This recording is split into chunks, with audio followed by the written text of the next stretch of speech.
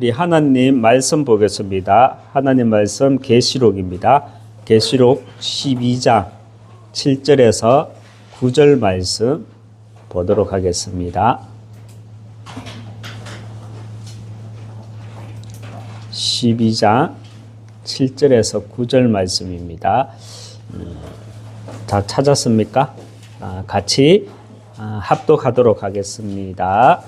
하늘에 전쟁이 있었으니 미가엘과 그의 사자들이 용과 더불어 싸울세 용과 그의 사자들도 싸우나 이기지 못하여 다시 하늘에서 그들이 있을 곳을 얻지 못한지라. 큰 용이 내쫓기니 옛 뱀 곧 마귀라고도 하고 사탄이라고도 하고 온 천하를 깨는 자라. 내쫓기니 내쫓기니라. 아멘.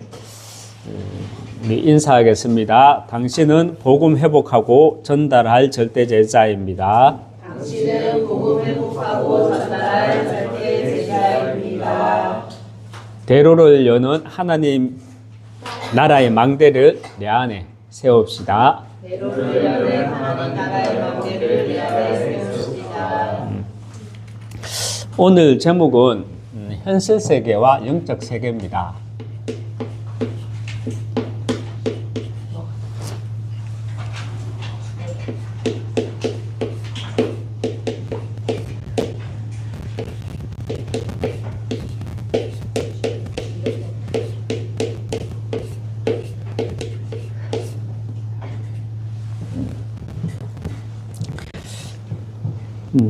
여러분은 창세기 3장을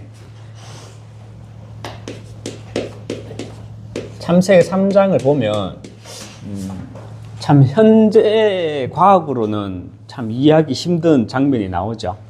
창세기 3장에 아담과 하와와 이 뱀이 서로 대화를 하는 장면이 나오죠. 여러분은 믿어지십니까? 아담과 하와가 뱀과 서로 대화를 했다. 믿어지십니까? 하나님의 말씀인데.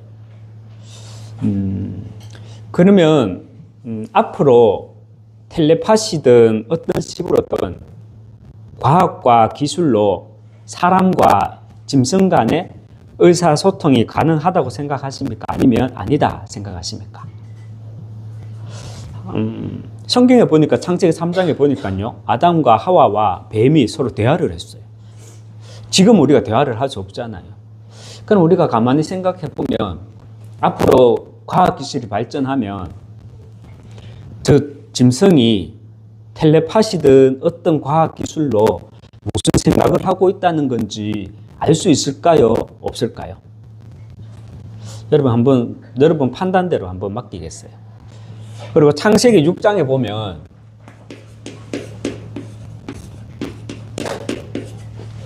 창세기 6장에 보면 하나님의 아들들이 사람들의 딸들의 아름다움을 보고 장가 들었더라 했는데 뭐 지금도 마찬가지죠. 그죠? 6천년 전, 뭐 그때 4천년 전, 6천년 전, 그때도 지금도 마찬가지죠. 그런데 하나님의 아들들이 사람의 딸들의 아름다움을 보고 장가 들었던 그 일들이 앞으로는 우리 후대들의 세대들은 앞으로는요, 성경에서 기록된 일보다 더한 시대가 옵니다.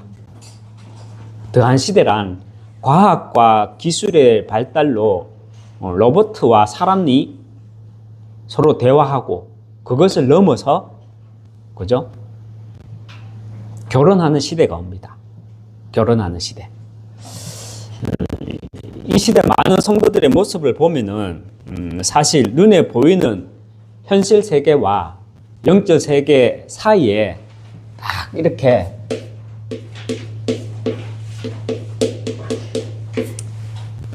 끼어서 영적 세계와 현실 세계와 영적 세계 사이에 딱 끼어서 살아가고 있다는 것이 느껴져요. 왜 복음의 사람들이 현실 세계와 영적 세계 사이에 끼어서 살아가고 있겠습니까? 영적 세계와 현실 사이에 끼어서 살아가고 있다는 말은 어떤 말인지 잘 이해하시겠죠? 이유는 멀리 있고 복잡한 것이 아닙니다. 신앙 생활을 처음부터 신앙에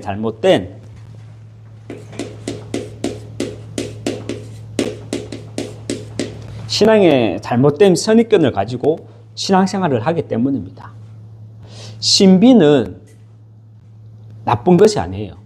성경이 원래 신비예요. 하나님도 신비예요. 그런데 사단이 신비에다가 뭘 붙여버렸죠? 눈에 안 보이는 사단이 신비에다가 주의를 붙여버린 거예요. 그래서 많은 성도들이 신비주의로 빠지니까 지성이 있는 성도들은 없어 보이지. 그러니까 신비주의가 마치 기독교 신앙인 그냥 잘못 알고 있는 사람도 있고 거기에서 멀어지는 사람도 있고 사실은 신비주의가 잘못됐죠. 신비가 잘못됐다는 말이 아니라 신비주의가 잘못된 겁니다. 여러분, 기도는요, 우리가 많이 하는 것이 아니라 우리는 정확하고 올바르게 누리는 것입니다. 신앙에 잘못된 선입견을 가지고 있으면 현실과 사실과 진실과 영적 세계가 보이지 않습니다. 여러분, 현실과 사실과 진실 뒤에 감추어진 영적 세계가 보이지 않으니까 어떻게 됩니까? 나와 시대를 향한 하나님의 절대 계획을 모르는 것입니다. 현실 세계와 영적 세계 사이에서 끼어서 사는 것이 아니라 나를 향한 그리고 시대를 향한 하나님의 절대 계획을 따라가고 그 속에서 내가 있기 위해서는요. 그 속에 내가 있기 위해서는 기복신앙 또 만몬신앙 이런 것에서 벗어나서 우리는 반드시 영적 세계를 볼 수 있어야 합니다. 그렇다면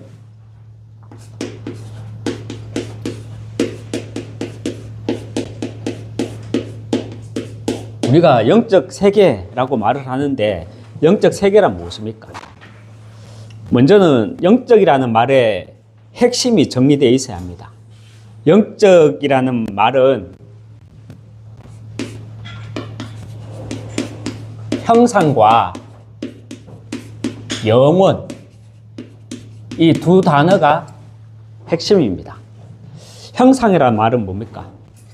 하나님은 우리를 자기의 형상대로 창조하셨다. 여러분, 성경은 불신자에게 말하는 책입니까? 아니면 믿는 자에게 말하는 책입니까? 믿는 자에게 주시는 책이에요. 그래서 믿는 우리가 불신자들에게 성경 말씀을 전달하는 거죠. 하나님의 말씀을 전달하는 거죠. 그래서 그들이 믿게 되면 하나님이 나를 하나님의 형상대로 창조하셨구나라는 걸 깨닫게 되죠. 저도 그랬거든요.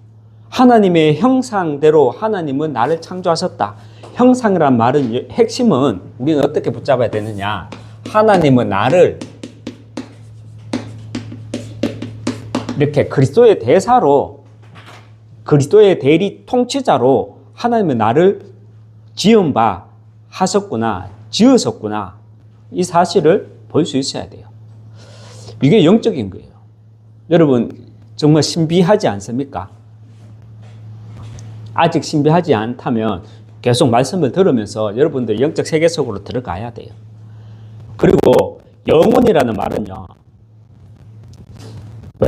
하나님은 사람들의 이 마음에 짐승과는 다르게 이 영혼을 사모하는 마음을 주셨다는 것입니다. 여러분은 영혼을 사모하지 않습니까? 저는 천국을 바라보고 있어요. 정말 이 땅에서 남은 자로, 순례자로, 정복자로 살아가면서 정말 내가 이 땅에 하나님의 사명을 감당하고 나면 하나님 나라에 어떤 모양으로 갈까? 신기하기도 하고 기다려지기도 하고 그래요. 죽고 싶다는 말이 아니라. 짐승들은 그런 생각 안 하죠. 먹고 마시고 그걸로 끝나는 거예요. 싸고. 하나님 만나지 못한 하나님을 부정하는 사람들 또한 짐승 수준처럼 살잖아요. 영원을 사모하는 마음이 없다. 그거는 짐승과 마찬가지인 거예요. 하지만 영적 존재인 우리 모든 인간은요, 하나님을, 영원을 사모하는 마음을 다 가졌지만 하나님을 내 마음에 두기 싫어합니다. 왜입니까? 하나님의 형상대로 지음받은 우리 인간은 영원을 사모하는 마음을 가지고 있으면서 하나님을 거부합니다. 그 이유가 무엇이겠습니까? 그게 바로 죄의 속성 때문입니다. 내 속에 남아있는, 우리 인간 속에 있는 그 창세기 3장으로 인한 그 죄악의, 죄로 인한 그 죄의 속성. 그 죄의 속성 때문에 영적 존재인 우리 인간은요, 결국은 영적 존재인 우리 인간은 문제가 오게 돼 있어요. 어떤 문제? 영적 문제. 영적 문제가 오게 되는 것이고, 개인과 가정과 그리고 민족과 민족마다 어떻게 해요? 이 재앙이 끊이지가 않는 겁니다. 제가 8살 때, 9살 때쯤에 기억하고 있어요. 그때쯤으로.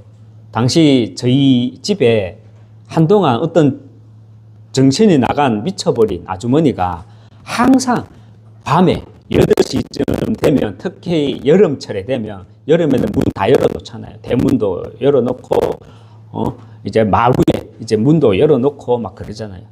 그런데 대문을 열고 어떻게 열고 들어왔는지, 어떨 때는 문을 잠궈 놓기도 하는데 어떻게 열고 들어왔는지, 신발도 벗지 않고 우리 안방에, 마루에 와 돌아다니면서 빙빙 돌면서 뭐라 그런지 알아요? 내 집 내놔라, 내 집 내놔라, 이래 소란을 막 펴요. 그러면 제 어머니는 이 미친 여자가 와 내 집에 와서 이카막 하면서 제 장난감 따발총, 그거 저 위에 올려놓은 거 끄집어내갖고 장난감 총으로 막 그 아줌마 빙빙 돌면 우리 엄마는 빙빙 도는 거 따라가면서 궁뎅이에 장난감으로 막 때리고 막 그랬거든요. 나중에 그 정신 나간 미쳐버린 그 아주머니의 사연을 이렇게 듣게 됐는데, 저희 가족이 살기 전에 살았던 전전 주인이었대요. 그 집이. 그런데 그 집을 팔게 되었대요. 팔게 된 이유가 남편이 사기를 맞아가지고 부도가 나면서 그 집은 은행에 넘어가게 됐고, 그래서 어쩔 수 없이 또 가족들끼리 이제 그 집에서 쫓겨나게 되면서 가족들이 뿔뿔이 흩어지게 되었다고 합니다. 사실 우리 집도 그랬거든요. 그 집에 살면서 아버지가 사업이 잘못되어가 사기 망하져가지고, 그래갖고 이제 부도가 나가지고, 장사가 부도가 나가지고, 그래갖고 은행에 집이 금매 당해가지고 우리 집도 이렇게 팔렸고, 그때부터 이제 누나들하고도 이렇게 조금씩 뿔뿔이 흩어지게 된 게 참 비슷하다 싶어요. 결과는 다르지만. 그 당시에는요, 어린 마음에 그 아줌마가 참 무서웠거든요. 그러면서 제 기억에서는 스스로 이제 제 머릿속에서 그 기억을 지워버렸죠. 좋은 기억이 아니니까. 그런데 제가 복음을 깨닫고 나니까 성경 말씀을 딱 보는데, 비록 제 가정에서 일어난 일이지만 이것이 이 지구상에 일어나는 이렇게 땅의 이야기구나. 땅의 이야기구나. 이런 생각이 딱 들어요. 우리가 오늘 본문 말씀에 읽었죠. 계시록 12장 7절에서 9절 말씀 다시 한번 읽어보겠습니다. 하늘에 전쟁이 있었으니 미가엘과 그의 사자들이 더불어 싸울새 용과 그의 사자들도 싸우나 이기지 못하여 다시 하늘에서 그들이 있을 곳을 얻지 못한지라. 큰 용이 내쫓기니 옛뱀 곧 마귀라고도 하고 사탄이라고도 하며 온 천하를 꿰는 자라. 그가 땅으로 내쫓기니 그의 사자들도 그와 함께 내쫓기니라. 우리가 고린도 후서 4장 4절 한번 읽어볼까요? 고린도 후서 4장 4절 한번 찾아서 읽어보겠습니다. 고린도 후서 4장 4절 같이 읽겠습니다. 이 세상의 신이 믿지 않으려 하는 자들의 마음을 혼미하게 하여 복음의 강체가 비치지 못하게 함이니 그리스도는 하나님의 형상이라. 아멘. 여러분 고린도 후서 4장 4절에 뭐라고 말해요? 이 세상 신이라고 말하죠. 이 세상 신. 이 세상 신이 누구예요? 이 세상 신, 여기 신, 사단 마귀라고 하죠. 온 우주 만물을 창조하신 분은 하나님인데 이 자칭 이 지구상의 신을 누가 자기 이 지구상의 신을 누구라고 말해요? 사단이라는 존재가. 그 사단이라는 존재가 누구냐? 하늘에서 쫓겨나 있을 것을 찾지 못하는 이 세상 신, 사단 마귀. 그 사단 마귀가 이 세상에서 왕노릇, 주인 노릇을 하고 있다는 겁니다. 그래서 믿지 아니하는 자들은요, 그 심령, 믿지 않는 자들, 불신자들의 심령으로 이 사단 마귀가 영혼 속에 들어가서 컨트롤하는 가운데 사람들의 마음을 어떻게 한다? 혼미하게 해서 12가지 인생 속에 그 문제 속에 살아가게 한다는 것입니다. 비유를 하면요, 그 제가 어릴 때 살던 그 집에서 그 아주머니가 내 집 내놔라. 우리 집인데 내 집 내놔라. 비유를 하자면 참 이렇게 생각해요. 그 집이 지구고요. 그 아주머니는 주인도 아니면서 주인 노릇하는, 이 세상 신 노릇하는 그 사단 마귀에 잡힌 자. 그렇게 해석되어지더라고요. 제 비유가 틀렸습니까? 그래서 이 세상, 우리 인간은요, 이 세상 신 앞에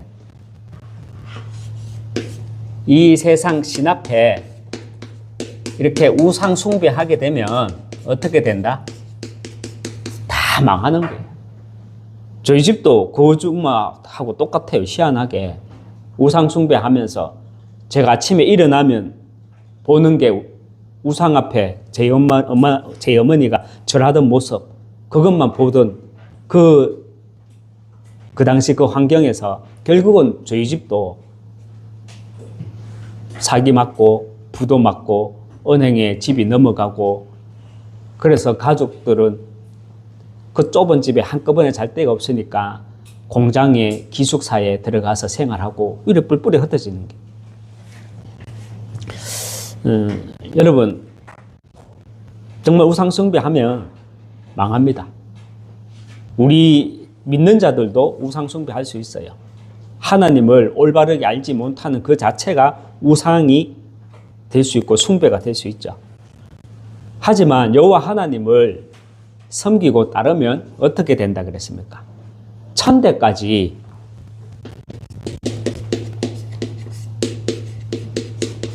복을 받는다 했습니다. 여러분, 이것이 영적 원리와 법칙이고, 이것이 영적 원리와 법칙이고, 이것이라는 말이 뭐죠? 우상숭배하면 망한다는 거예요. 하지만 여호와를 나의 하나님으로 섬기고 따르면 천대까지 복받습니다. 이것이 뭐냐? 영적 원리와 법칙이고, 이것이 바로 우리가 알아야 할 영적 세계라는 겁니다. 간략하게 말하면. 여러분, 우리는 영적 세계를 정확하게 알고 주눅 들지 않으면, 저는 사실 영적 세계에 대해서 주눅이 드는 성도들을 많이 봤거든요. 여기서 잘못 더 나가면 내가 이상한 사람처럼 될 것 같다. 아니요. 여러분, 이상한 사람 될 수도 있어요. 그런데 성경 말씀의 기준으로 해서 우리는 정확하게 영적인 세계를 알아야 합니다. 나와 시대를 향한, 그죠? 영적 세계를 정확하게 알면 나와 시대를 향한 하나님의 절대 계획을 볼 수 있습니다. 나와 우리를 향한 하나님의 절대 계획이 뭡니까? 나와 우리를 향한 하나님의 절대 계획은 먼저 에베소서 6장 19절이 되어야 합니다. 영적 세계와 영적 사실을 잘 아는 가운데 그리스도만 말하는 제자, 그리스도만 말하는 제자, 이것이 결국은요, 이것이 나를 살리고 가정과 가문을 살리고 후대를 살리는 길입니다. 왠 줄 압니까? 저는 여기서 체험을 해봤거든요. 어떤 체험을 해봤냐? 그래도만 말하면 모두가 살아난다. 이거는 현재 진행형이고, 저희 가정이 우상만 숨기니까, 이 세상 신, 거짓 신, 우상을 숨기니까 한 개인은, 그 당사자는 물론이고 후대까지 그 모든 집안이 몰락하는 걸 저는 봤거든요. 우리 집에 와서 내 집 내놔라 하는 그 아주머니나 우리 집이나 똑같았어요. 그걸 봤거든요. 그걸 보니까 정말 나와 현실과 사실과 진실 뒤에 감추어진 그 어떤 그 영적인 사실을 알고 있으니까 제 평생의 기도 제목이 에베소 6장 19절 말씀으로 붙잡히더라고요. 영적 세계와 영적 사실을 정말 잘 아는 가운데 그리스도만 말하는 제자, 저뿐만 아니라 우리 모두가요, 먼저는 그리스도의 제자가 될 때 내가 살아나고 가정과 가문 그리고 후대가 살아날 줄 믿습니다. 어제 세계는 지금이라는 다큐에도 나왔던데 요즘 계속 앱스타인이라는 사람 나오죠. 앱스타인 누구 들어봤죠? 이제 막 우리가 영상으로도 예전에 우리 덕포였을 때 한번 봤잖아요. 근데 얼마 전에 이제 작년 12월 달에 책이 출판됐거든요. 노바디 걸이라고. 그 노바디 걸이라고 출판한 여자가 누구냐면 앱스타인한테 끌려가가지고 영국 어떤 왕자와 이제 18세, 19세 때 성관계를 했던 이제 아동 성매매를 당했던 그 여자가 이제 책을 출간했어요. 근데 그 책을 출간하는 사이에 많은 협박이 있었어요. 말하면 너 죽는다. 그 책 쓰는 거 중단해라. 근데 실질적으로 우리가 영화에서 보는 것처럼 우편물로 왔는데 우편물 털어보면 칼이 있고 칼이 들어가 있고 진짜 막 날이 선 칼. 그래서 이 여자가 어떻게 했냐면 자기 SNS에 나는 절대 자살하지 않는다. 그리고 나는 끝까지 이 책을 출간할 것이다. 자기 SNS에 다 그걸 남겨놨어요. 그런데 결국 책이 작년 12월 달에 출간됐거든요. 우리나라에도 그 책이 있어요. 쿠팡 들어가 보면 그 책이 있어요. 노바디 것. 그런데 그 여자가 자살했어요. 그 책 출간하면 너 죽는다. 협박을 했어. 자기 집에. 그래도 자기는 인터넷에, SNS에 자기는 끝까지 이 책을 출간할 것이고 나는 절대 자살하지 않을 것이다. 몇 번이나 그 글을 남겼어요. 그런데 그 책이 출간되기 얼마 전에 죽었어요. 그런데 그 책은 결국 출간은 됐어요. 우리나라에도 나왔어요. 앱스타인이라는 사람이 교도소에 들어갔잖아요. 그런데 그 사람이 교도소에서 자살했어. 내가 혼자 안 당한다. 내 다 불 거다. 이런 말을 했거든. 결국 교도소에서 자살했어. 자살했을까 타살일까요? 노바디 걸이라는 그 책을 출간한 사람이 자살했을까요? 아니면은 타살일까요? 그건 모르죠. 근데 저는 이거는 확실히 해요. 뭐냐면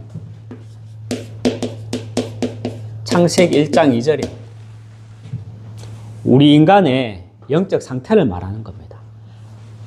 땅이 혼돈하고 공허하며 흑암이 깊은 위에 있고 우리 인간의 영적 상태를 말하는 것입니다.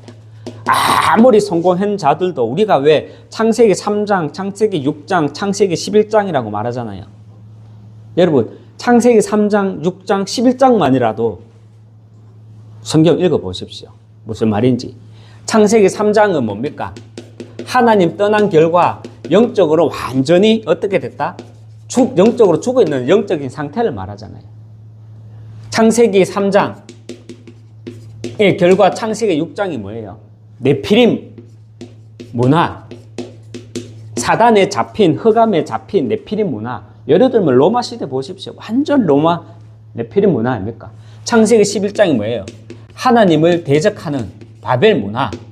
바벨 문화가 뭐예요? 지금도 내가 성공하면 내가 하나님이라는 거예요. 성공하면 돈 있으면 아무것도 안 보여.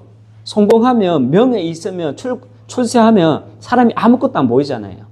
그 영적인 상태를 말하는 게요. 창세기 1장 2절에 하나님 떠난 우리 모든 인간은 어떻게 된다? 흑암이 깊은 위에 있고, 그래서 혼돈하고 공허하며 흑암이 깊은 위에 있는 상태가 되는 겁니다. 여러분, 창세기 1장 2절 지나고 난 다음에 어떤 단어가 나오죠? 운행하니라. 흑암이 깊은 위에 있고 하나님의 영은 수면 위에 운행하시니라 나오죠. 운행이라는 말이 뭐예요? 차량 운행? 제가 오후에 맨날 점심 먹기 전에 차량 운행 나가잖아. 그 차량 운행 말하는 게요? 아니에요. 닭이 알을 놓으면 어떻게 해요? 품잖아요. 새끼가 부화할 때까지. 알을 깨고 새끼가 나올 때까지 독수리든 닭이든 품잖아요. 그걸 운행이란 말하는 거예요. 다시 말하면 하나님이 우리 인생을, 흑암 혼돈 가운데 있는 우리 인생을 지키시고 보호하시고 인도하신다는 말이에요.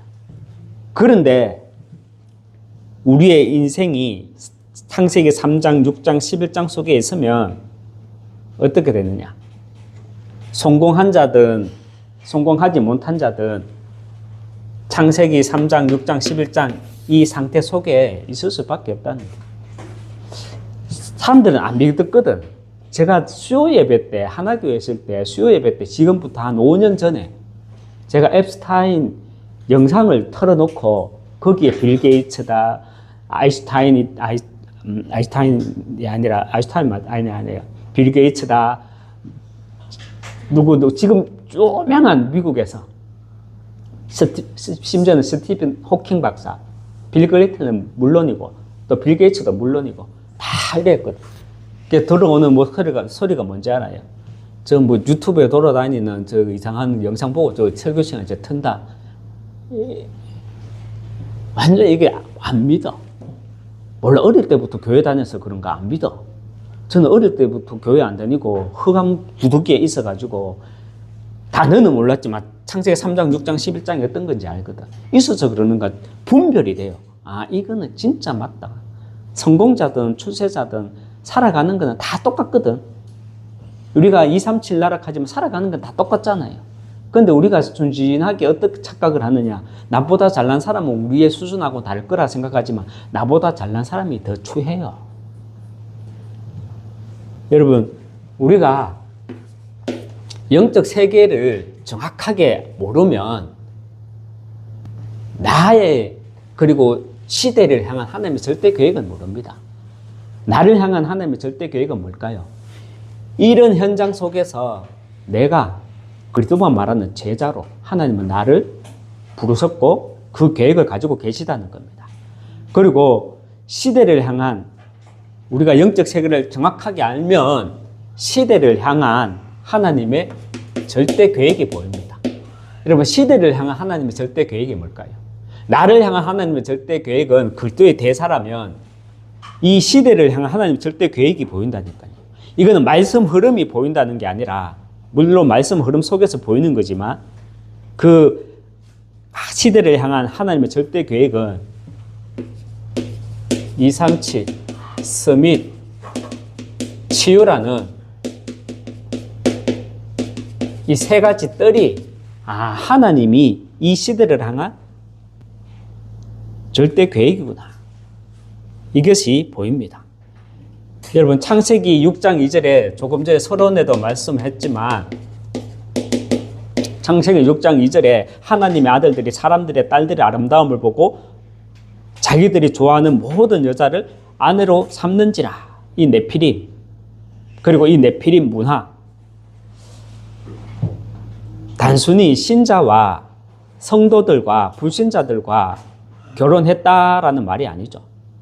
당시에 눈에 보이지 않는 이 흑암에 잡힌, 눈에 보이지 않는 흑암에 잡힌 그 당시 타락한 문화를,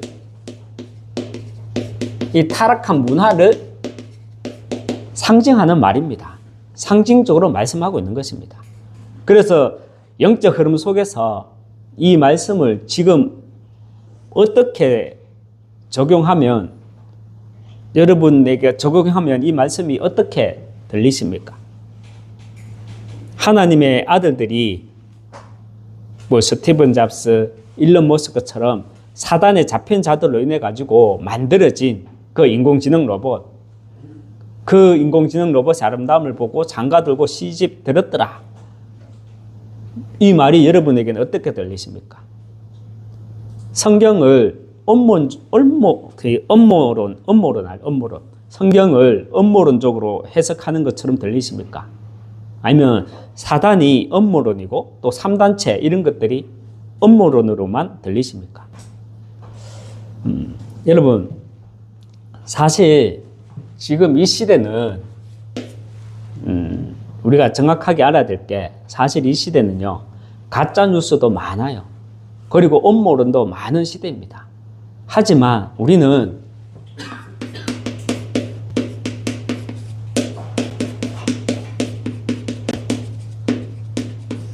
영적 분별력을 가지고 시대적 언약을 붙잡아야 합니다. 영적 분별력을 가지고. 여러분, 이 영적 분별력을 가지고 있는 사람이 누구다? 바로 하나님의 형상을 가진 그리스도의 대사입니다. 저는 정말 지난주에 우리가 말씀드렸지만 우리가 여기에서 벗어나야 돼요. 우리가 사람을 봐도 선입견을 가지고 보잖아요. 저 사람은 어떤 사람이다. 누구한테 들어가지고 그 사람을 보잖아요. 그러면은 그 사람에 대해 올바르게 못 봐요. 그런데 심지어는 우리가 하나님의 말씀을 가지고도 이 선입견으로 본다니까요. 그러니까는 영적인 분별력이 없어져요. 저와 우리는 정말 정확한 하나님의 말씀으로 영적인 세계를 볼 수 있어야 합니다. 그 영적인 세계란, 하나님은 나를 그리스도의 대사로 부르셨다. 그 영적인 세계란, 우리 오늘 본문에 읽었지만 눈에 보이지 않는 사단이라는 존재가 이 세상 신 노릇을 한다. 이 세상 임금 노릇을 한다. 이 세상 주인 노릇을 한다. 그리고 하나님은 나를 그리스도의 대사로 부르셨다.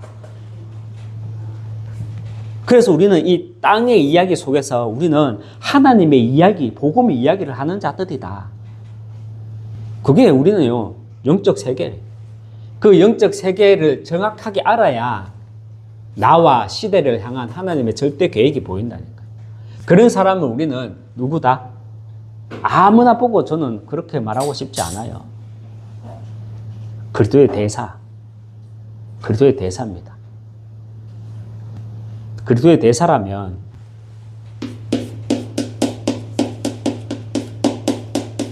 정말 진짜 것을 볼 수 있어야 합니다. 진짜 것이 무엇입니까? 방금 말했지만 눈으로는 안 보이는 영적 세계, 이것이 진짜 것입니다. 그리고 그리스도의 대사라면 우리는 진짜 것을 볼 수 있어야 되고, 그리스도의 대사라면 우리는 진짜 것을 들을 수 있어야 합니다. 진짜 것을 들을 수 있어야 돼요. 진짜 것을 들을 수 있어야 된다. 그 말이 뭡니까? 현실과 사실과 그리고 진실 뒤에 감추어진 영적 사실입니다. 아까 전에 말했던 앱스타인 사건들, 사실이에요. 그런데 그 사실 뒤에 감추어진 또 진실도 있어요. 그 진실이 뭡니까? 성매매하고 뭐하고 험잡한 짓 했는 거 사실이에요. 근데 그 뒤에 감추어진 진실을 보니까 뭔가 음모론이 있어. 뭔가 서로 죽이고 하는 것들이 있어. 그 19세 때, 18세 때 영국의 왕자한테 성매매 당했던 그 사람이 자서전을 펼치니까 죽이겠대. 그거 진실이에요. 근데 그 결국 자살인지 타살인지 죽었어요. 진실이에요. 근데 그 진실 뒤에 감추어진 게 있어요. 뭐예요? 영적 사실이에요. 그 영적 사실이 뭐예요? 창세기 3장, 6장, 11장인 거예요. 그 창세기 3장, 6장, 11장에 그 영적인 사실을 우리는 볼 수 있어야 되고, 그 영적인 사실을 볼 수 있어야 우리는 나와 시대를 향한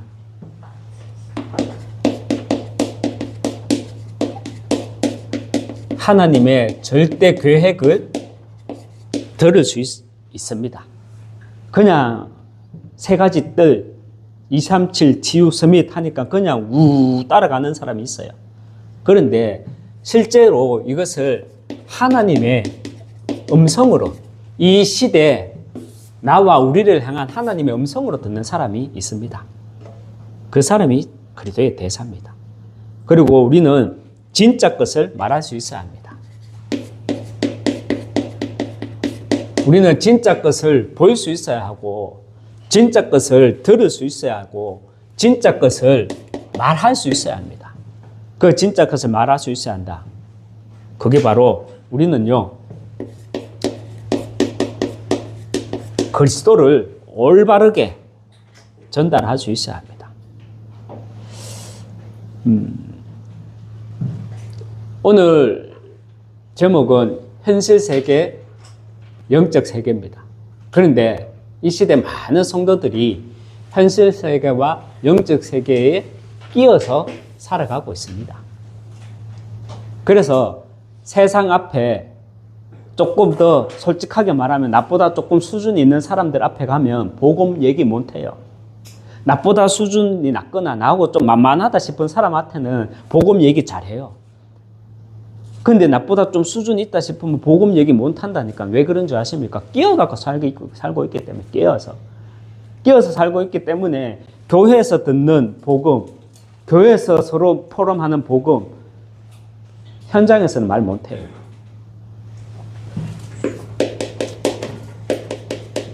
그렇지만 우리는요, 정확한 영적 세계를 알면 나와 시대를 향한 하나님의 절대 계획이 보입니다. 이 절대 계획을 볼 수 있는 사람을 우리는 그리스도의 대사라고 합니다. 여러분, 바이러스가 언제부터 생겼게요? 생각해 봤어요? 코로나 바이러스나 뭐 어떤 바이러스, 감기 바이러스, 무슨 바이러스 많잖아. 원래 지구에는 바이러스가 없었어요. 맞죠? 바이러스가 생겨나게 된 원인은 기후변화 때문입니다. 그래서 앞으로 기후변화로 인해 가지고 더 많은 바이러스들이 생겨나고 변이가 될 겁니다.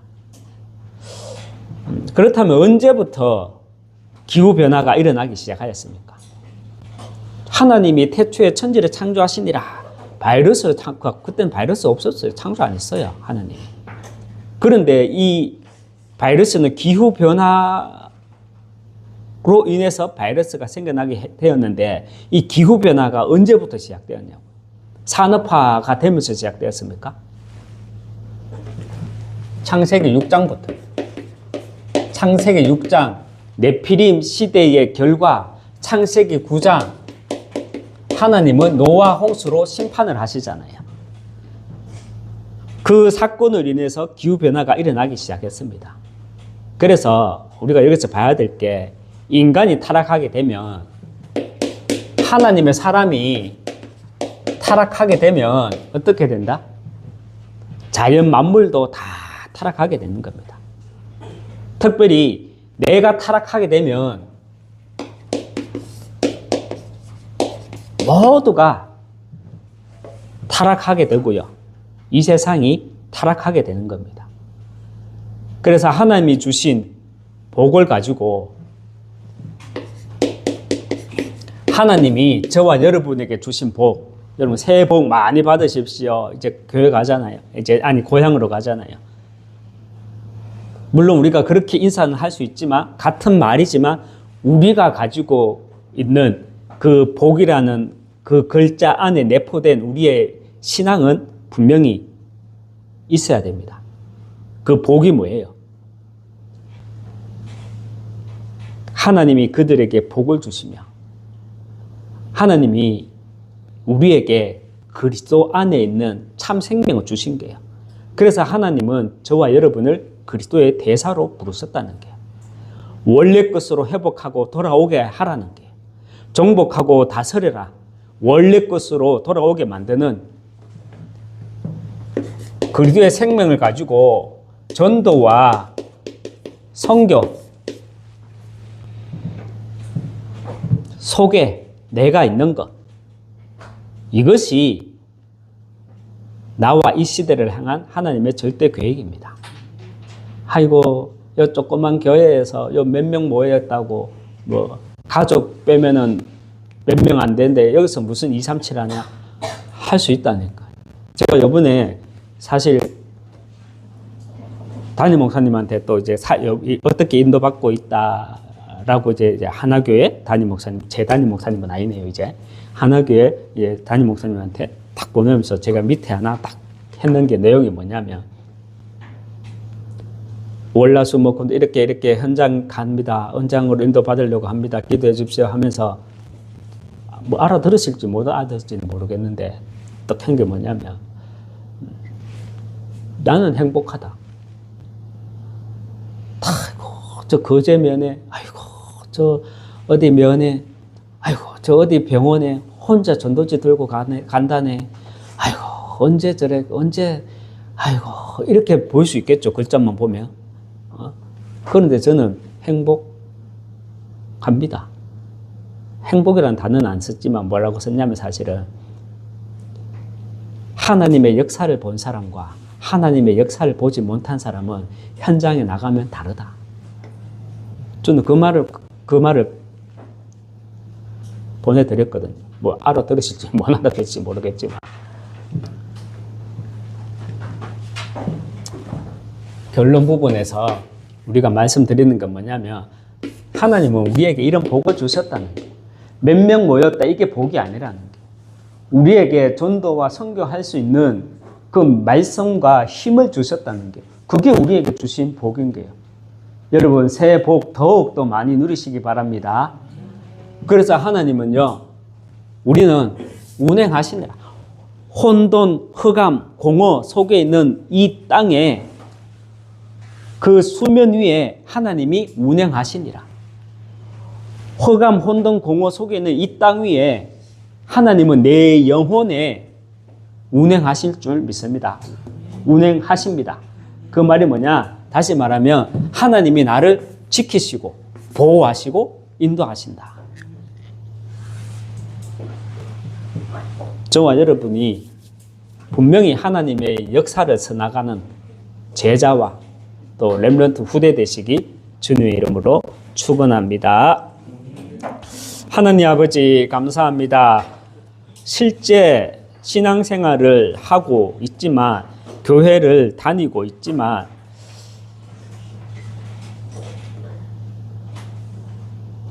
어렸을 때부터 또 신앙생활을 시작할 때부터 잘못 들은 복음, 그 복음의 선입견으로 인해서 많은 성도들이 시대를 보는, 특별히 나를 보는 눈이 없습니다.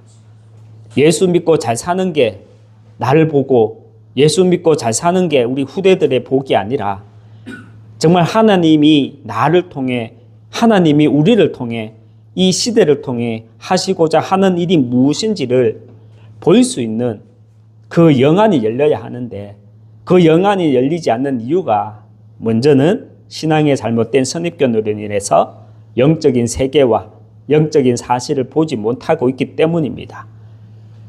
정말 우리에게 하나님은 자기의 형상대로 우리를 창조하셨다 했습니다. 그리스도의 대사로 나를 창조하셨다 했습니다.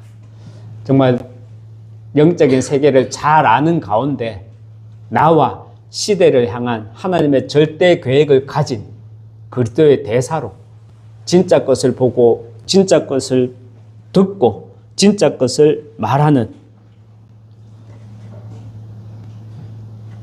제자로, 전도자로 축복해 나가 주시고, 우리의 모든 발걸음을 하나님이 운행하여 주시옵소서.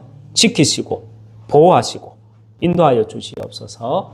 예수 그리스도 이름으로 기도합니다. 아멘.